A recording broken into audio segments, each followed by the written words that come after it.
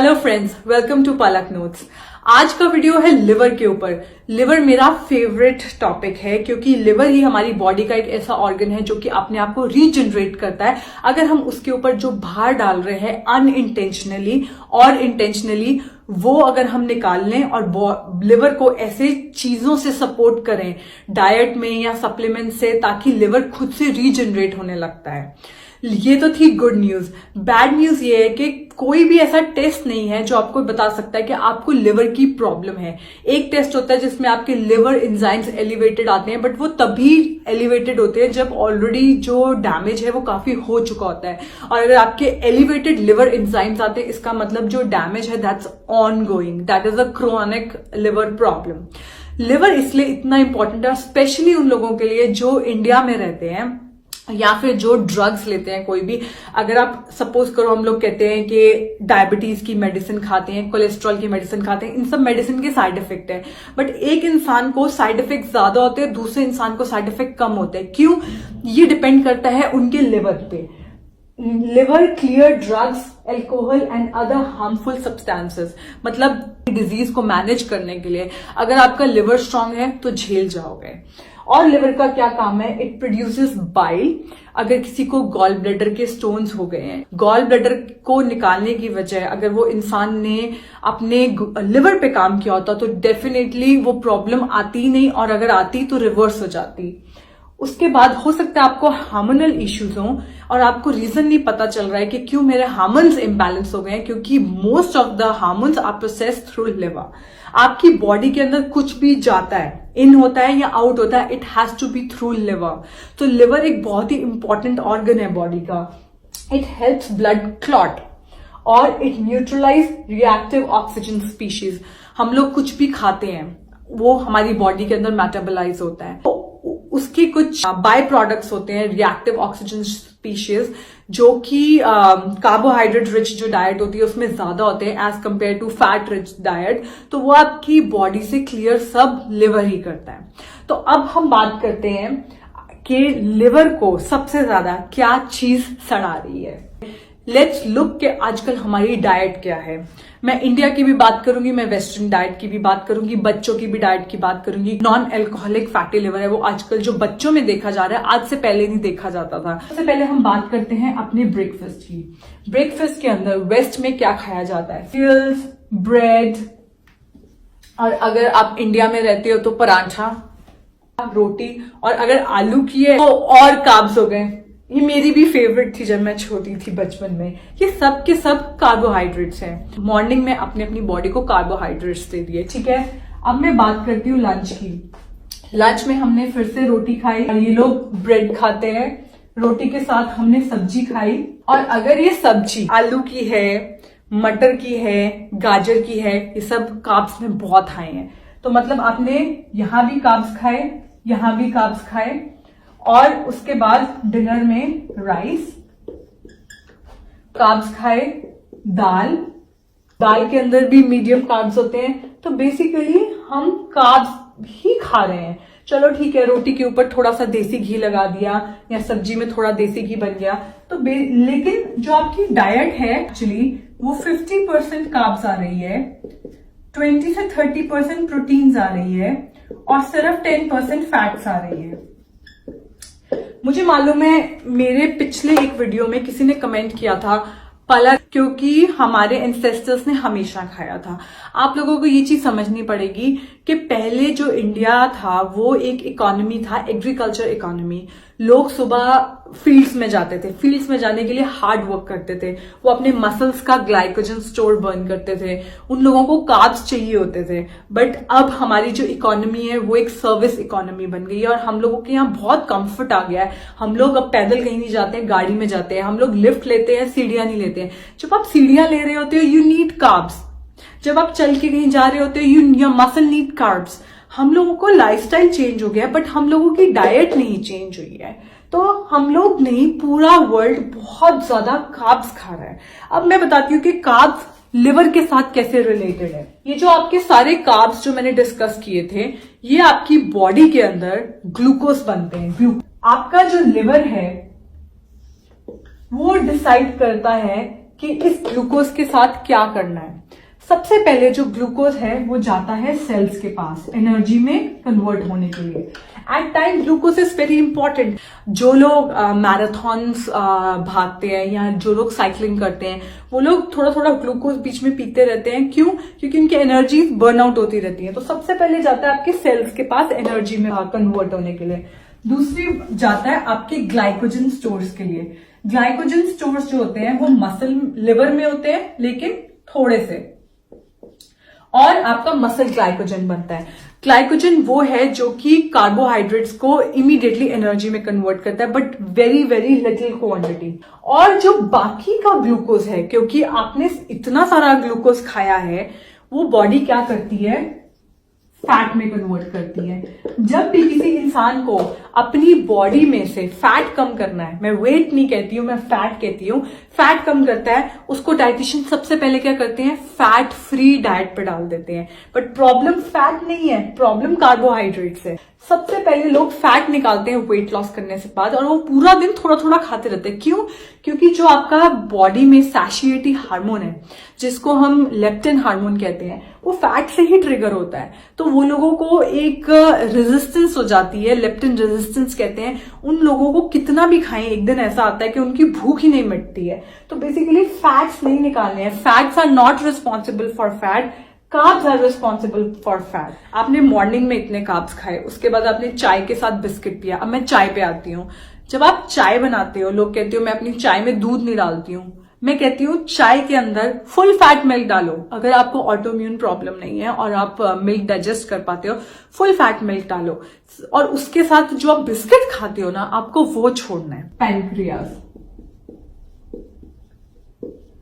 जब भी आपकी बॉडी के अंदर कार्ब्स आते हैं या आप कुछ भी खाते हो, प्रोटीन्स भी कन्वर्ट होते हैं, तो आपके पैनक्रियास पे जोर पड़ता है कि इंसुलिन रिलीज करने के लिए। अगर आप पूरा दिन कार्ब्स खाते रहो तो पूरा दिन आपका शरीर चिल्लाता रहेगा आपके पैनक्रियास पे, नॉक नॉक इंसुलिन रिलीज करो, नॉक नॉक इंसुलिन रिलीज करो।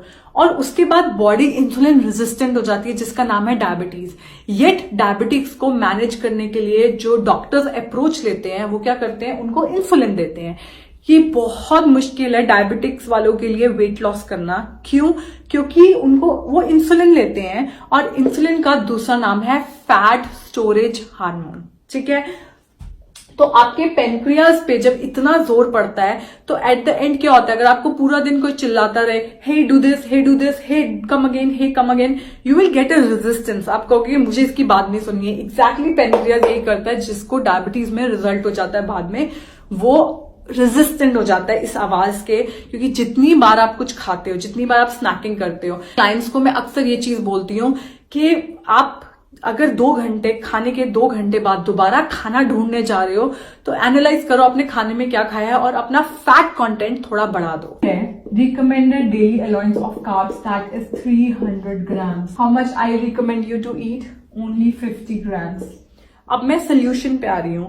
अगर हम आपकी डाइट से कार्ब्स ले लेते हैं, तो आप खाओगे क्या? आप खाओगे प्रोटीन्स एंड फैट। फैट्स में आप क्या खा सकते हो? कोकोनट। क्या हम अपने बिस्किट को या जो हम मंच करते हैं उसको हम कोकोनट स्लाइसेस से रिप्लेस कर सकते हैं? जो या जब हमें फ्रूट खाना होता है, चलो आपने फ्रूट खाया, बट उसके साथ आप थोड़े कोकोनट स्लाइसेस खा लो। हमारा फेवरेट घी, अपनी दाल के ऊपर खुला घी डालो, धीरे धीरे घी बढ़ाओ। और जिन लोगों को गॉल ब्लैडर नहीं है, उनको डेफिनेटली इस घी को पचाने के लिए डाइजेस्टिव एंजाइम्स की जरूरत है। उसके बाद हमेशा अपनी फ्रिज के अंदर भिगोए हुए सीड्स एंड नट्स रखो। भूख लग रही है, फुल फैट दही निकाली, उसके ऊपर सीड्स एंड नट्स डाले थोड़े से, थोड़ा सा अगर मीठा खाने का मन है दही, थोड़ा सा पोमेग्रेनेट डाला और उसको खाओ, फुल फैट दही को। It's the perfect snack. ठीक है? और मैं आपको सीड्स में बताती हूँ, सीड्स को ग्राइंड कर लो। ग्राइंड करने के बाद उसकी पंजीरी बना लो, उसके अंदर थोड़ा थोड़ा सैलेटल डाल दो, उसको पंजीरी की तरह खाओ। अब तो सर्दियां आ रही हैं। और जहां हम प्रोटीन्स की बात करते हैं, मैं ये आपको टेबल दिखा देती हूँ। यहाँ पे हो गया फूड, प्रोटीन, कार्ब। सबसे पहले हमने ग्रेन्स लिए। अगर हम ग्लूटेन फ्री ग्रेन्स की बात करें, तो आटा बेसिकली बेसन का, अमरंथ का, कुनोआ का, ठीक है, ये सब क्या है, प्रोटीन में मीडियम है, कार्ब्स में हाई है। उसके बाद हम लेते हैं लेग्यूम्स। इसमें आ गई आपकी सारी दालें। दालें प्रोटीन्स में हाई है, कार्ब्स में मीडियम है। ठीक है, और यहां पे आ गए आपका कोकोनट, नट्स, सीड्स, प्रोटीन्स में हाई है, कार्ब्स में लो है। फुल फैट योगर्ट, घी, दाल के ऊपर 50-50 आधी दाल और उसके ऊपर सीड्स एंड नट्स डाल दो हर तरफ। तो इंडियन सीड्स खाओ, महंगे नहीं होते हैं, इंडियन सीड्स खाओ तो डेफिनेटली आपके लिवर आपको थैंक यू बोलेगा। उसके बाद मैं बताऊं, अगर आप हाई कार्ब डाइट खा रहे हो, अगर आप कोई भी ड्रग ले रहे हो जैसे कि डायबिटीज की मेडिसिन, कोलेस्ट्रॉल की मेडिसिन, थायराइड की मेडिसिन, तो वो आपके लिवर को और टैक्स कर रही है। लिवर को और क्या किल करता है? दूसरी चीज ये है कि पोल्यूशन। ठीक है, और अगर आप किसी हाई पोल्यूटेड सिटी में रहते हो और आउटसाइड नहीं रहते हो तो आपको आपके लिवर को सपोर्ट करना पड़ेगा, डिटॉक्स करने में हेल्प करना पड़ेगा। अब मैं आपको बताती हूँ कि आपने अपने लिवर को हेल्प कैसे करना है। जो फर्स्ट चीज है वो है लो कार्बोहाइड्रेट हाई फैट डाइट। इस तरीके से आपने अपने लिवर को सपोर्ट करना है। दूसरी चीज, आपके लिवर को आपकी बॉडी से एस्ट्रोजन डंप करने के लिए पाथवे है, उसको B6, B9 और B12 की जरूरत है। इसका मतलब आप B कॉम्प्लेक्स भी ले सकते हो या फिर B6, B9, B12 का सप्लीमेंट भी ले सकते हो। जो वर्ल्ड का अभी तक सबसे पावरफुल लिवर डिटॉक्स करने का जो मॉलिक्यूल है वो ग्लूथायन है। बट ग्लूथायन मैंने देखा कि अच्छे से बिक रहा है इंडिया में, बट प्रॉब्लम ये है कि हमारे स्टमक के एसिड को वो क्रॉस नहीं कर पाता। बट अब सप्लीमेंट इंडस्ट्री ने एक मॉलिक्यूल निकाला है जिसे कहते हैं लिपोसोमल ग्लूथायन। लिपोसोमल ग्लूथायन का मतलब क्या है कि जो ग्लूथायन का मॉलिक्यूल है उसको वो एक फैट लेयर में कवर कर देते ताकि आप आपके स्टमक के एसिड को पास करके आपकी बॉडी उसे यूज कर ले। ग्लूथायन मैंने अभी तक इसलिए लॉन्च नहीं किया है क्योंकि जो लिपोसोमल ग्लूथायन है वो बहुत बहुत एक्सपेंसिव है, और इसीलिए हम लोग क्या कर सकते हैं कि हमारी बॉडी खुद से ग्लूथायन बनाती है कि हम उसमें रॉ मटेरियल दे सकते हैं। जो वे प्रोटीन है वो हेल्प करता है ग्लूथायन बूस्ट में। N-एसिटाइलसिस्टीन, NAC, क्योंकि आपने खाने वाले फैक्टर को तो कंट्रोल कर लिया, बट जो पोल्यूशन बाहर से आ रहा है, जब आपने घर पेंट करवाया है उसके फ्यूम्स हैं, जो आप मेडिसिन खा रहे हो उसके जो बाय प्रोडक्ट्स हैं, जो आपने नया फर्नीचर खरीदा है, जो प्लास्टिक है, BPAs हैं, जो पेस्टिसाइड्स हैं, इन सब पे आपका कंट्रोल नहीं है। तो आप क्या कर सकते हो, या किसी ने गलत नॉनस्टिक पैन में बना दिया है, आप लोग सिर्फ अपने लिवर की हेल्प कर सकते हो उसे N-एसिटाइलसिस्टीन देने के लिए। ये आपकी बॉडी में ग्लूथायन में चेंज होता है और इसकी डोज कितनी लेनी है? 600 मिलीग्राम। आप मेरे लिवर डिटॉक्स सप्लीमेंट में भी जाके सारे इंग्रेडिएंट्स देख सकते हो ताकि आपको नॉलेज हो जाए कि कौन कौन सा कंपाउंड हेल्प करता है लिवर को डिटॉक्स करने में। तीसरी चीज है कि ये तो डिटॉक्स कर रहा है NAC, जो लिवर सड़ गया है, जिसके सेल्स सड़ गए हैं, वो रिन्यू कैसे होंगे? उसके अंदर milk thistle is a very good compound. ठीक है, मिल्क थिसल। अब मिल्क थिसल में मुझे आपको क्या कहना है, ये सप्लीमेंट इंडस्ट्री का कुछ है जो कि आपको जानना है। अब मिल्क थिसल के अंदर उन्होंने क्या देखा कि एक कंपाउंड है सिल्मरीन, और सिल्मरीन 10% हो, 20% और 80% तक जाता है। आपने वही मिल्क थिसल खरीदना है जिसका जो सिल्मरीन है वो 80% है। अब एक और कंपाउंड आ रहा है जिसे कह रहे हैं curcumin. Curcumin is from turmeric. ठीक है, इसके अंदर आपको देखना है कि जो कुरकुमिनॉइड्स हैं 95% और अब लिपोसोमल कुरकुमिन भी आ रहा है। इस तरीके से आप हेल्प करोगे अपने लिवर को रीजनरेट करने में, और एट नो टाइम आपके बहुत सारे जो सिम्टम्स हैं आपकी डिजीज को लेके बेटर होने लगे होंगे। आई होप ये वीडियो यूजफुल था। अगर आपको और क्वेश्चन है सप्लीमेंट्स के बारे में, प्लीज मुझे नीचे कमेंट सेक्शन में लिख देना। मैं आपसे मिलूंगी नेक्स्ट वीडियो में। तब तक अपना ध्यान रखना। Take care and bye bye.